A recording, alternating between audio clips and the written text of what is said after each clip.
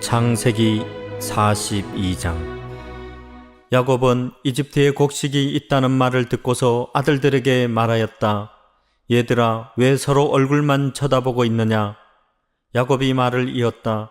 듣자 하니 이집트에 곡식이 있다고 하는구나. 그러니 그리로 가서 곡식을 좀 사오너라.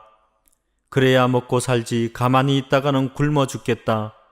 그래서 요셉의 형 10명이 곡식을 사려고 이집트로 갔다. 야곱은 요셉의 아우 베냐민만은 형들에게 딸려 보내지 않았다. 베냐민을 같이 보냈다가 무슨 변이라도 당할까 보아 겁이 났기 때문이다. 가나안 땅에도 기근이 들었으므로 이스라엘의 아들들도 곡식을 사러 가는 사람들 틈에 끼었다. 그때의 요셉은 나라의 총리가 되어서 세상의 모든 백성에게 곡식을 파는 책임을 맡고 있었다. 요셉의 형들은 거기에 이르러서 얼굴을 땅에 대고 엎드려 요셉에게 절을 하였다. 요셉은 그들을 보자마자 곧바로 그들이 형들임을 알았다. 그러나 짐짓 모르는 채 하고 그들에게 엄하게 물었다. 당신들은 어디에서 왔소? 그들이 대답하였다. 먹거리를 사려고 가나안 땅에서 왔습니다.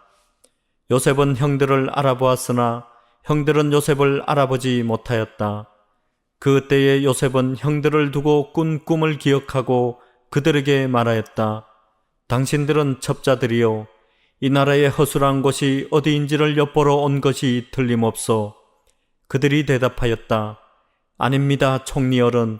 소인들은 그저 먹거리를 사러 왔을 뿐입니다. 우리는 한 아버지의 자식들입니다. 소인들은 순진한 백성이며 첩자가 아닙니다. 그가 말하였다. 아니요, 당신들은 이 나라의 허술한 곳이 어딘지를 엿보러 왔소. 그들이 대답하였다. 소인들은 형제들입니다. 모두 12입니다. 가나안 땅에 사는 한 아버지의 아들들입니다. 막내는 소인들의 아버지와 함께 있고 또 하나는 잃었습니다. 요셉이 그들에게 말하였다. 내 말이 틀림없소. 당신들은 첩자들이요. 그러나 당신들이 진실을 증명할 길은 있소. 바로께서 살아계심을 두고 맹세하오. 당신들이 막내 아우를 이리로 데려오지 않으면 당신들은 여기에서 한 발자국도 벗어나지 못하오. 당신들 가운데서 한 사람을 보내어 당신들 집에 남아있는 아우를 이리로 데려오게 하고 나머지는 감옥에 가두어 두겠소. 나는 이렇게 하여 당신들이 한 말이 사실인지를 시험해 보겠소. 바로께서 살아계심을 두고 맹세하오. 당신들이 그렇게 하지 못하면 당신들은 첩자라는 누명을 벗지 못할 것이요. 요셉은 그들을 감옥에 사흘 동안 가두어 두었다. 사흘 만에 요셉이 그들에게 말하였다. 나는 하나님을 두려워하오. 당신들은 이렇게 하시오. 그래야 살 수 있어. 당신들이 정직한 사람이면 당신들 형제 가운데서 한 사람만 여기에 갇혀 있고 나머지는 나가서 곡식을 가지고 돌아가서 집안 식구들이 허기를 면하도록 하시오. 그러나 당신들은 반드시 막내 아우를 나에게로 데리고 와야 하오. 그래야만 당신들의 말이 사실이라는 것을 증명할 수 있을 것이며 당신들이 죽음을 면할 것이요. 그들은 그렇게 하기로 하였다. 그들이 서로 말하였다. 그렇다. 아우의 일로 벌을 받는 것이 분명하다. 아우가 우리에게 살려달라고 애원할 때에 그가 그렇게 괴로워하는 것을 보면서도 우리가 아우의 애원을 들어주지 않은 것 때문에 우리가 이제 이런 괴로움을 당하는구나.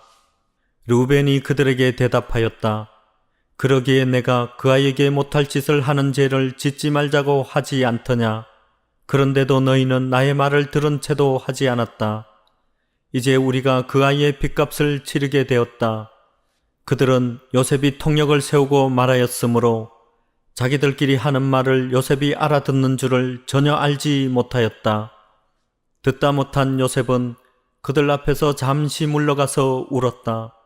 다시 돌아온 요셉은 그들과 말을 주고받다가 그들 가운데서 시므온을 끌어내어서 그들이 보는 앞에서 끈으로 묶었다. 요셉은 사람들을 시켜서 그들이 가지고 온 통 안에다가 곡식을 채우게 하고 각 사람이 낸 돈은 그 사람의 자루에 도로 넣게 하고 또 길에서 먹을 것은 따로 주게 하였다.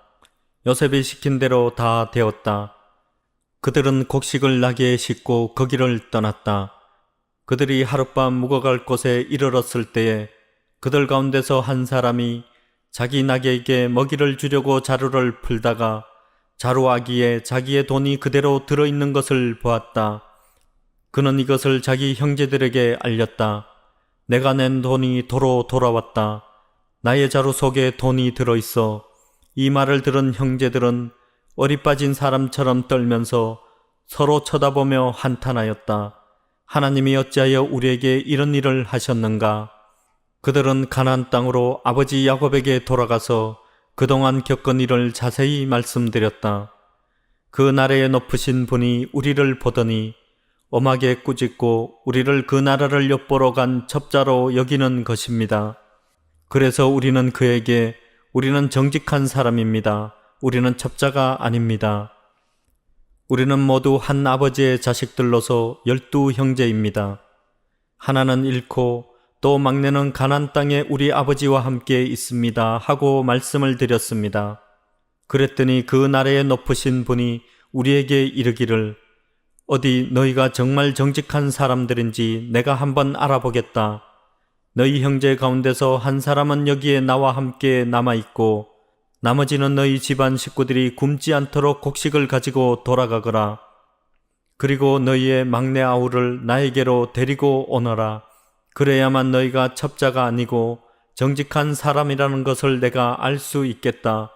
그런 다음에야 내가 여기 잡아둔 너희 형제를 풀어주고 너희가 이 나라에 드나들면서 장사를 할 수 있게 하겠다 하였습니다. 그들은 자루를 비우다가 각 사람의 자루에 각자가 치른 그 돈꾸러미가 그대로 들어있는 것을 보았다. 그들과 그들의 아버지는 그 돈꾸러미를 보고서 모두들 겁이 났다. 아버지 야곱이 아들들에게 말하였다. 너희가 나의 아이들을 다 빼앗아 가는구나. 요셉을 잃었고 시몬도 잃었다. 그런데 이제 너희는 베냐민마저 빼앗아 가겠다는 거냐? 하나같이 다 나를 괴롭힐 뿐이로구나.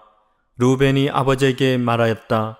제가 베냐민을 다시 아버지께로 데리고 오지 못한다면 저의 2 아들을 죽이셔도 좋습니다. 막내를 저에게 맡겨주십시오. 제가 반드시 아버지께로 다시 데리고 오겠습니다. 야곱이 말하였다. 막내를 너희와 함께 그리로 보낼 수는 없다. 그 아이의 형은 죽고 그 아이만 홀로 남았는데 그 아이가 너희와 같이 갔다가 또 무슨 변을 당하기라도 하면 어찌하겠느냐. 너희는 백발이 성성한 이 늙은 아버지가 슬퍼하며 죽어서 수월로 내려가는 꼴을 보겠다는 거냐. 창세기 43장. 그 땅의 기근이 더욱 심해갔다. 그들이 이집트에서 가지고 온 곡식이 다 떨어졌을 때에 아버지가 아들들에게 말하였다. 다시 가서 먹거리를 조금 더 사오너라. 유다가 아버지에게 말하였다. 그 사람이 우리에게 엄하게 경고하면서 너희가 막내 아우를 데리고 오지 않으면 다시는 나의 얼굴을 못 볼 것이다 하고 말하였습니다. 우리가 막내를 데리고 함께 가게 아버지께서 허락하여 주시면 다시 가서 아버지께서 잡수실 것을 사오겠습니다. 그러나 아버지께서 막내를 보낼 수 없다고 하시면 우리는 갈 수 없습니다. 그분이 우리에게 말하기를 너희가 막내 아우를 데리고 오지 않으면 다시는 나의 얼굴을 못 볼 것이다 하였기 때문입니다. 이스라엘이 자식들을 탓하였다. 어찌하려고 너희는 아우가 있다는 말을 그 사람에게 해서 나를 이렇게도 괴롭히느냐. 그들이 대답하였다. 그 사람은 우리와 우리 가족에 관하여서 낱낱이 캐물었습니다. 너희 아버지가 살아계시냐 하고 묻기도 하고 또 다른 형제가 더 있느냐 하고 묻기도 하였습니다.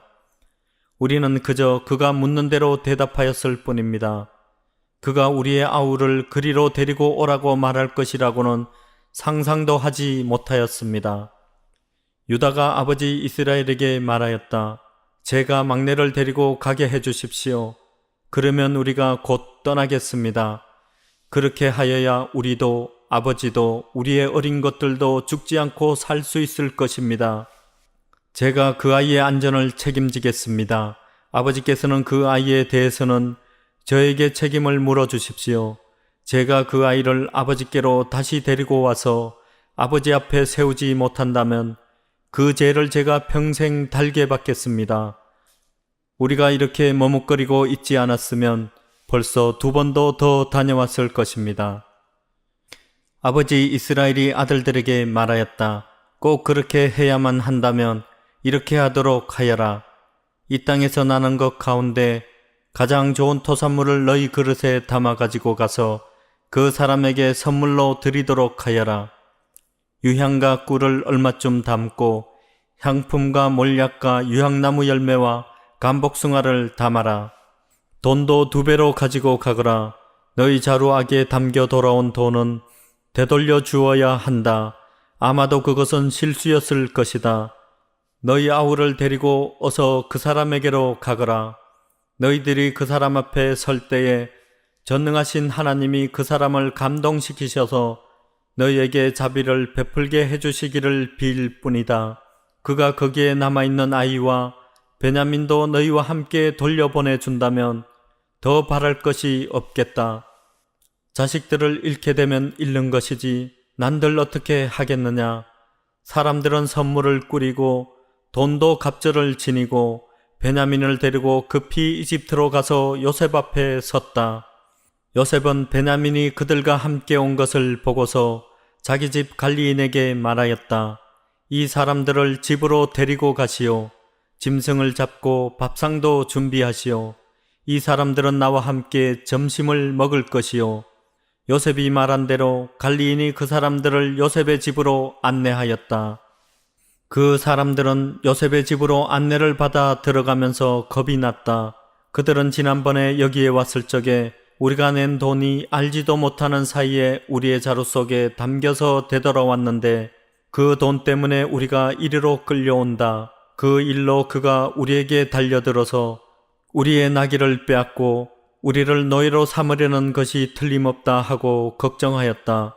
그래서 그들은 요셉의 집 문 앞에 이르렀을 때에 요셉의 집 관리인에게 가서 물었다.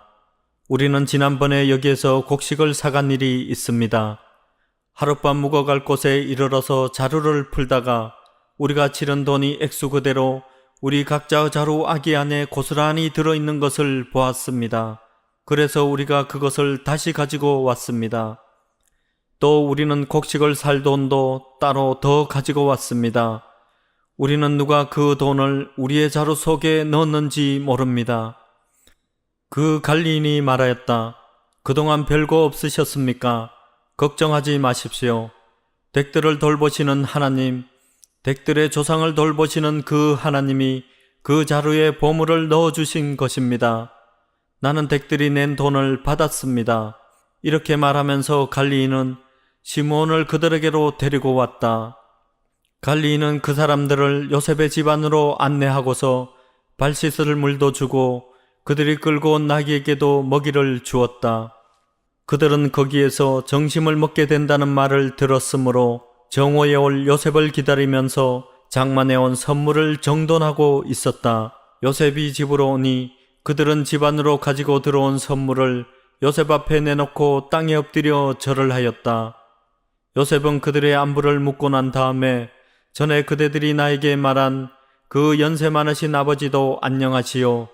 그분이 아직도 살아계시오 하고 물었다. 그들은 총리 어른의 종인 소인들의 아버지는 지금도 살아있고 평안합니다 하고 대답하면서 몸을 굽혀서 절을 하였다.